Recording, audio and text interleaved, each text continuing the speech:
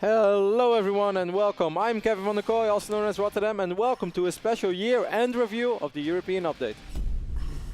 2012 has been an absolutely amazing year for StarCraft, and we had lots of tournaments all around the world and of course in Europe as well. Lots of small but certainly a lot of major tournaments as well, and in this segment I want to go over quite a few of those majors and relive the memories.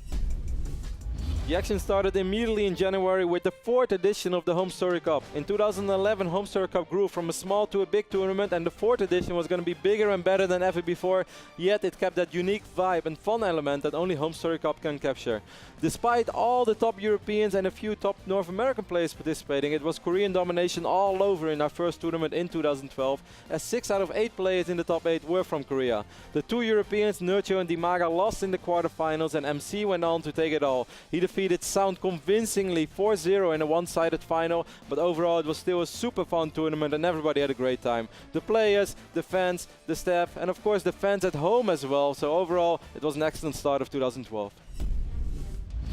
Barely 2 weeks later, it was time for the Intel Extreme Masters Global Challenge in Kiev, and it turned out to be one of the better IEM events of the year. This 60-man tournament was highly entertaining, and it was a breakthrough performance for the Belgian Protoss player Feast. And not to mention, Kaz and Dimaga played a fantastic tournament on home soil. Certainly the 3rd place decider between Kaz and Zenio is one of the best 3rd place deciders I've ever seen, and that Game 5, perhaps my favorite TVZ. But at the end of the day, the overwhelming favorite for the tournament, Slayers MMA, proved to be simply too good for everybody else. The only time MMA really struggled was when his jacket was off, but the moment he put that jacket on, MMA was a beast. Overall, a really fun tournament and good job by MMA. In February it was time for the first Aces Rock tournament of the year. It was a fun and entertaining tournament, certainly with a classic as final, as Polt and STEPHANO were gonna duke it out once more. Polt's play was impressive and he took out STEPHANO 4-1 in the overall final, but it wasn't the last time these two would run into each other.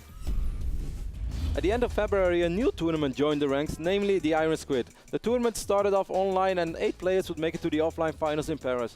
Nobody was really sure what to expect, but Iron Squid put together a fantastic show and the French fans showed up in masses.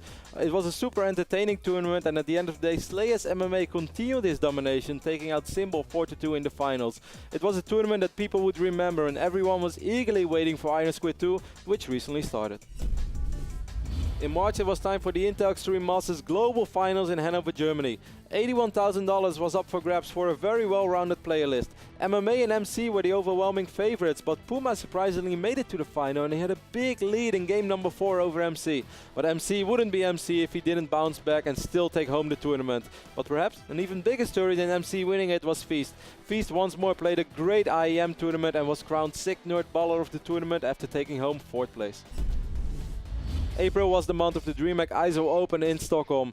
DreamHack lived up to the name to put a fantastic show together, and they got the story they wished for. Local hero Torzen overcame all odds, defeating Monster in the semi-finals and Polt in the overall final. But perhaps even more than Torzen winning, people will remember the moment he won and the ceremony that followed.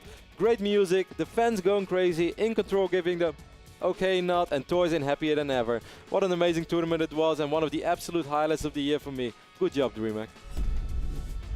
As summer rolled around, DreamHack hosted their regular Summer Open, and it turned out to be one of the strongest European showings of the year. 4 European players made it to the semi-finals, with Mana taking home the title in the end. Mana finally ended that 2nd place curse after defeating STEPHANO in the semi-finals and Dimaga in the overall finals, winning his first major title in StarCraft 2 after all those 2nd places. It was also a breakthrough performance for Rock's Kiss Freya, as this was the first time that he really shined on the big stage, and everyone saw how good this kid really is.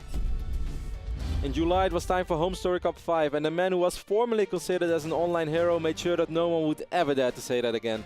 Newerth came through big time at Home Story Cup 5, winning the entire tournament while only dropping 5 maps. He defeated his nemesis and defending champion MC in the semi-final and the other Korean Protoss player, YONGHWA, in the final with a 4-1 score. Congratulations Newerth, after about 50 online tournaments you won your first offline tournament, but we always knew you had it in you. So that wraps up the first half of the European scene in 2012. I'll be back later with the second half, but for now, let's go back to some live StarCraft.